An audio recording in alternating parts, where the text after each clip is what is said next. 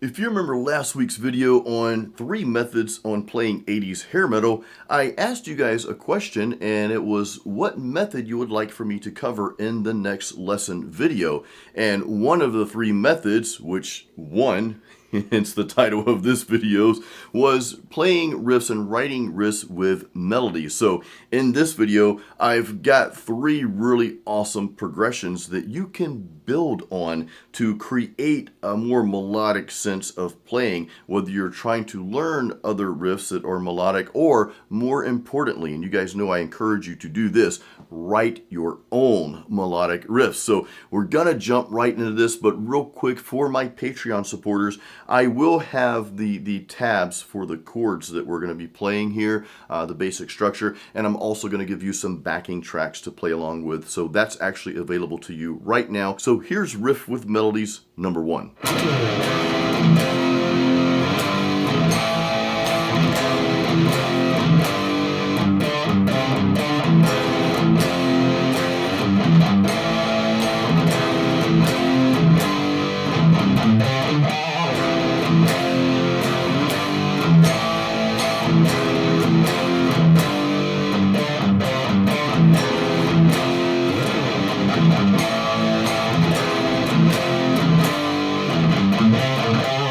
Now, that's actually part of a song that I'm writing, so please don't steal my riff. I'm totally kidding. You guys can take that and do whatever you want to with it. I am using this riff or something very similar for a future song. It's going to be on a 7-string, so it's going to sound quite different. But anyway, what I want to go over here is really the basic chord structure for our first riff with melodies here, okay? The basic chord structure is what's giving you that melodic sense, and this is what's bringing kind of that it's almost like a power metal meets fantasy meets symphonic metal meets a little bit of 80s, you know, just that sense of melody that you get with this riff here. It's all based on this chord structure. Now, I'm going to go over that with you, and of course I did several things, which I hope I can remember them all.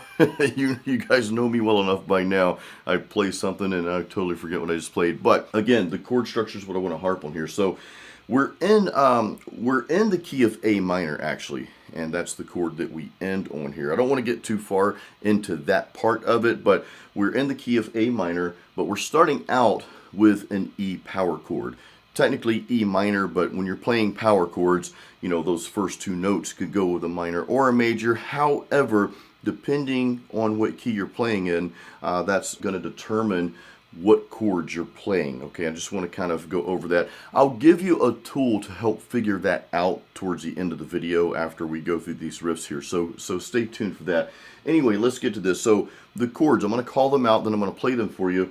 We're playing an E power chord, okay? E power chord, then we're going to an F, then we're going to a G, then we're going to an A. That A would technically be an A minor, but you're playing the A power chord, okay? So E, F, G, A, or if you want to call it E minor, F, G, A minor, because if you're playing like an acoustic, like behind these chords, that would sound kind of cool too. Anyway, let's play the chords. I'm just going to play the basic power chords here, okay?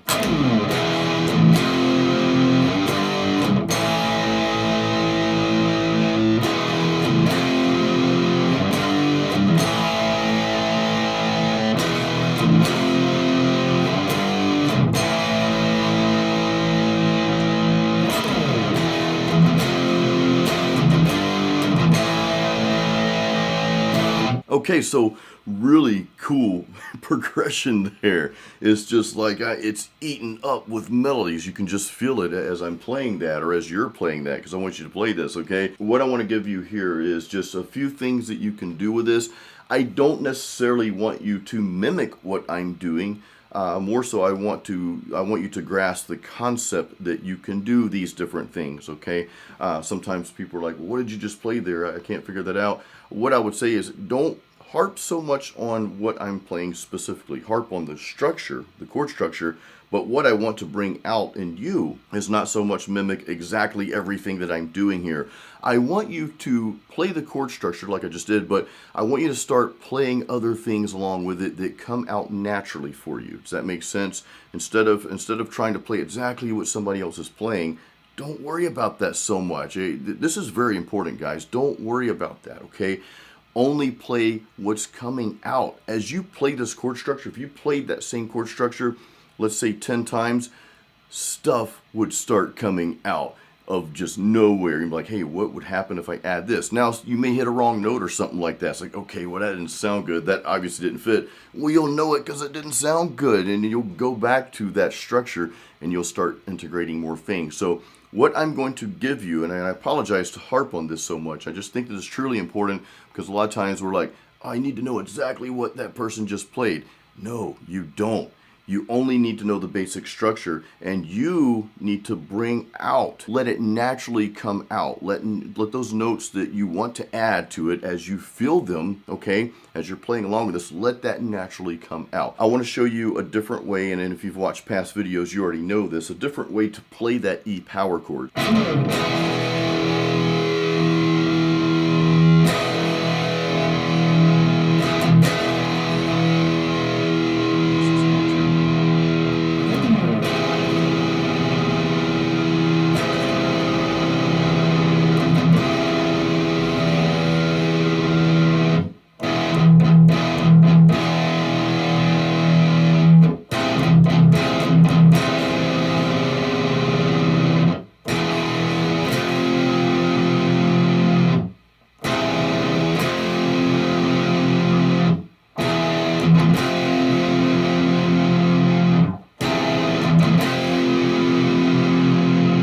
One was just a normal E power chord, open E string, that second string, that A string second fret.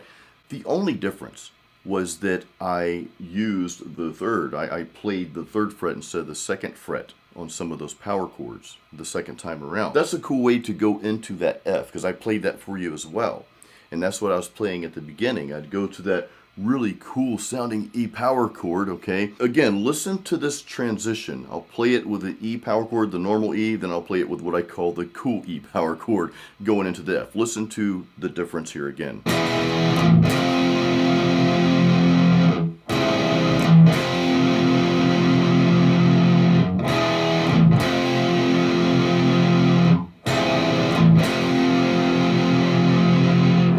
Just a very killer sound, a really melodic sound.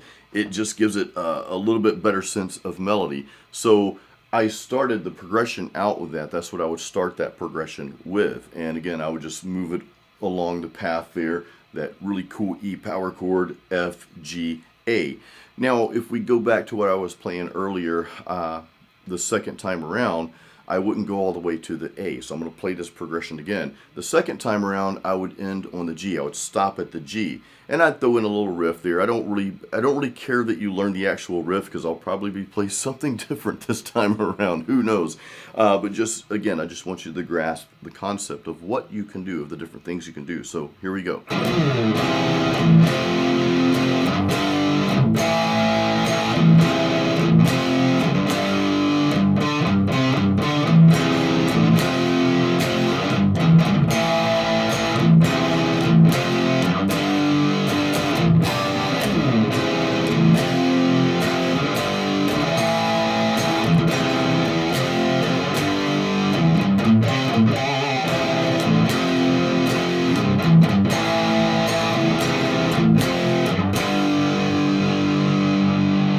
What I'm doing there is I'm just breaking things up a little bit. We're about to move on to the second riff here that I want to show you. I spent a lot of time on this first one because there's just a lot to talk about, so I hope you guys are still hanging in here with me.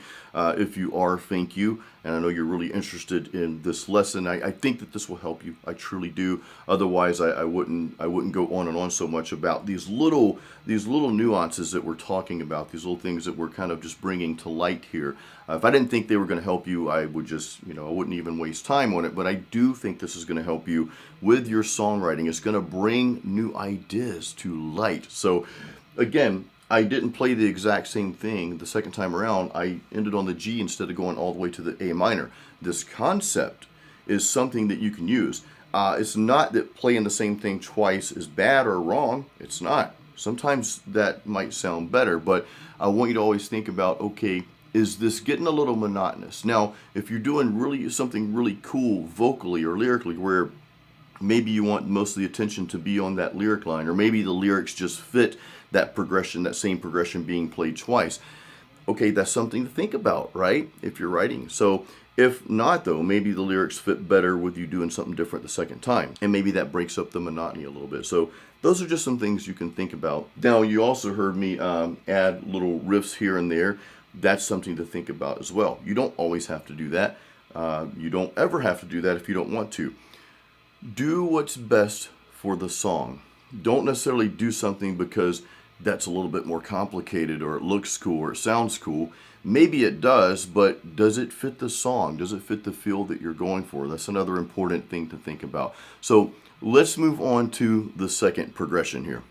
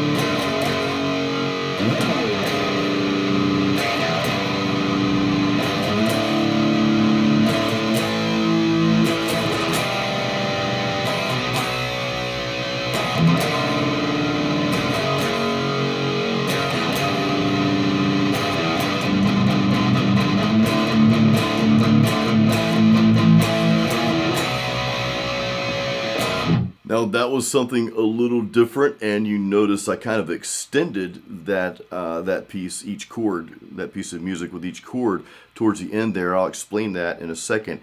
But let's first, like we did the first with the first riff with melodies, let's first go over the progression, because this is the part that's important. What we're doing here is just playing, and I'll call out the minors here, okay?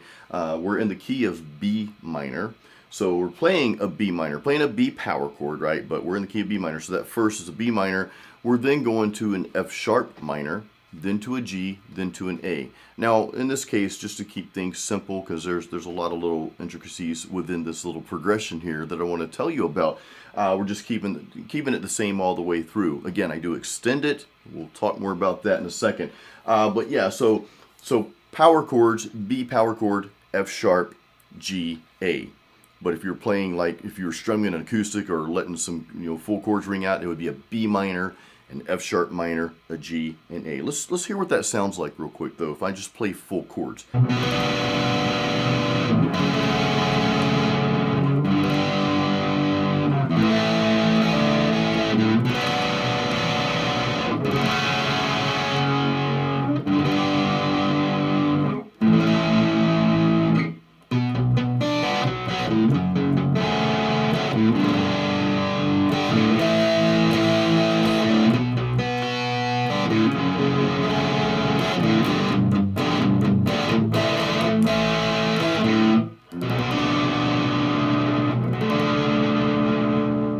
Okay, pretty cool. I just wanted to share that little piece with you. A lot of times I like to record, well, all the time I record 2 guitar tracks, and I'll hard pan each. But in a case like this, you may want to write the piece of music based on the power chords, the heavy power chords, but you may want a second guitar or even a third guitar kind of in the background, just lightly going over those chords. That might add more substance to your song and to your mix, and just more dynamic. So I didn't plan on giving you that tip. That just kind of came out of nowhere, but it's something to think about. So our chord structure here is very interesting. I don't want to say more than often, but more than often, if you're starting out with a minor, in this case B minor, it's not all the time, or not most of the time, that you would go to another minor chord right after that. Now, there may be another minor chord within that progression.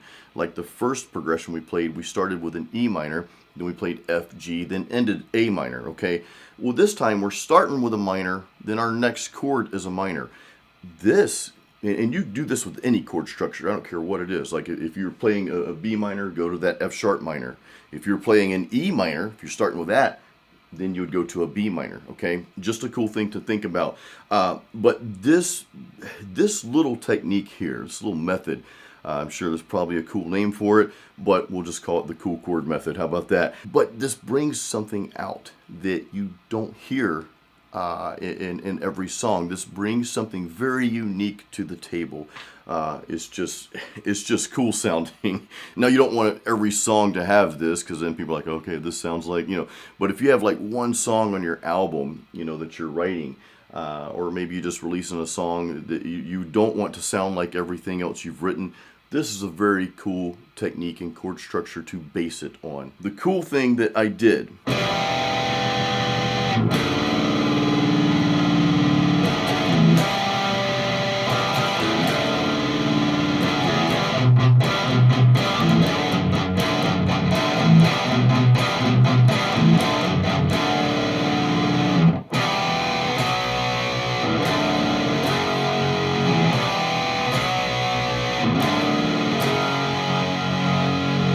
so you hear the difference between the two types of power chords, the regular power chord and then the power chord where you move that second finger up one note, basically up one fret there, to get that really just killer sound. And to me, that just brings out a different sense of melody there. And you don't have to do that every time. Maybe you play with normal power chords first time around, switch it up the second time around, you play with a cooler sounding power chords, okay? You choose. You don't always have to play the same thing every time. You can change it up, or you can do what I did towards the end there, and you can kind of mix both in together. Now, if you want to get a little bit more fancy, if your song calls for that, you could kind of do something like you put it like a crazy trainish style of riff in there.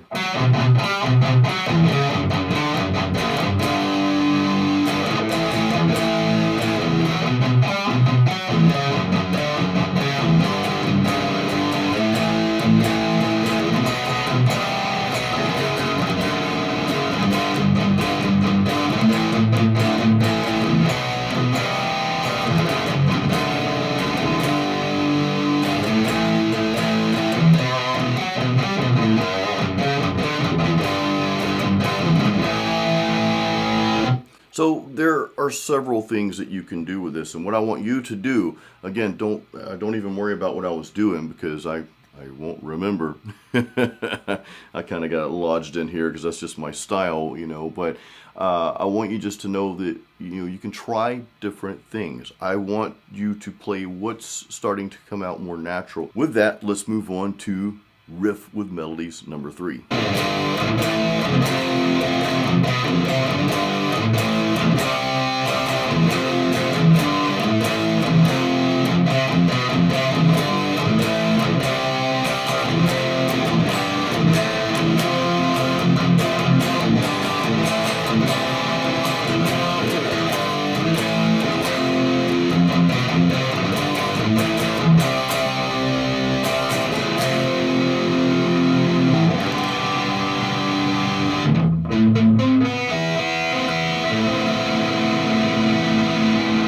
What makes this little progression different from the other two, even though they kind of all flow together, these melodic riffs, it's almost like you could place almost any melodic riff with another melodic riff, even at a different key, and you could make them work together. That's what's cool about these types of riffs and progressions. But what's cool and different about this progression is we did not start out with a minor chord, okay?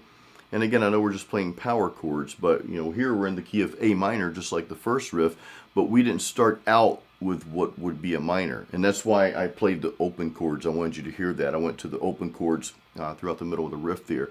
So we're in the key of A minor, but we didn't start with an A minor or E minor or any other minor that might be in that key.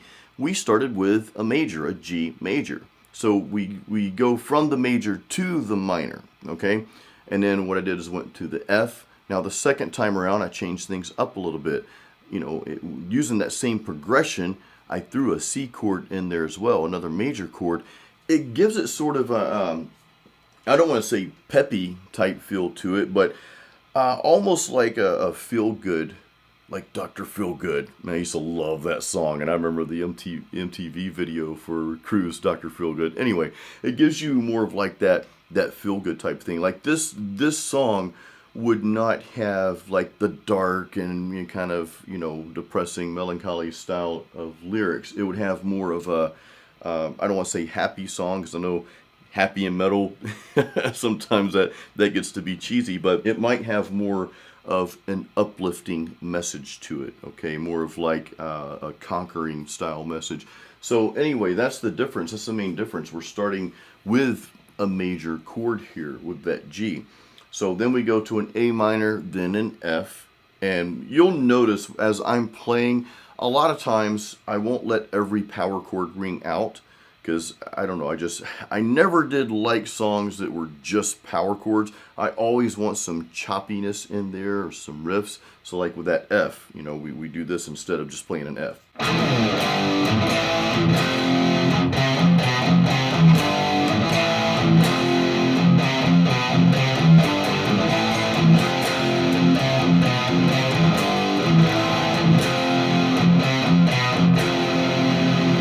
Real quick, all I'm doing there, you've got your F power chord, your first and second string, frets 1 and 3. I'm going back and forth on that second note, that A string between 2 and 3 there. That's all I'm doing. You can apply that same concept to any chord. Now, it may not always be the same second note. Sometimes that second note of that power chord will be 2 frets away instead of 1 fret away. So it just depends on what key you're in. And again, this is something that you'll just have to determine as you're playing. What sounds good, what doesn't. If you let your ears do the thinking for you, then you don't have to really think about it so much. Okay, I tried that, but that didn't really fit. So, let's try this note instead. That works. That's what I want you guys to experience as you're playing and writing music. So we've got the G, the A, the F. Now the second time around, I do this.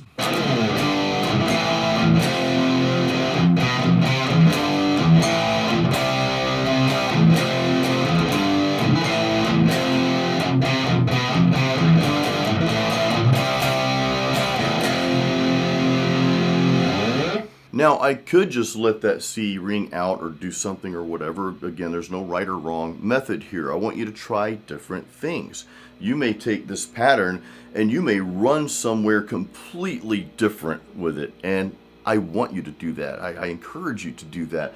But I just kind of wanted you to hear what just a simple rhythmic pattern would be if you start with a major chord, right?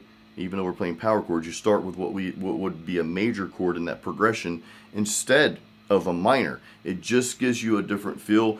This is another way to really break up your songs. We're always tempted to start with that minor chord. We like to start our metal songs in the heaviest chord possible, which if you're in standard tuning like me, that's E minor. We might start with A minor sometimes, but we're used to starting with a minor chord there. In this case, though, again, if you want to change things up and, hey, I want a song that doesn't sound like every other song on my album, try starting with a major chord. Now, I mentioned a few times throughout the video lesson here that I would share with you a strategy on how to determine what chords fit with what key and that sort of thing. So I'm gonna do that, but first, again, for my Patreon supporters, just want to reiterate that you have the tabs and backing tracks. Definitely go check those out. If you're not a Patreon supporter and like to become one, again, very simple and inexpensive, just 1 tier level. I keep things simple, you guys know that. The link to that's in the description of this video. While you're in the description, make sure you check out my guitar courses and my free practice guide. There's a lot of good stuff in there. So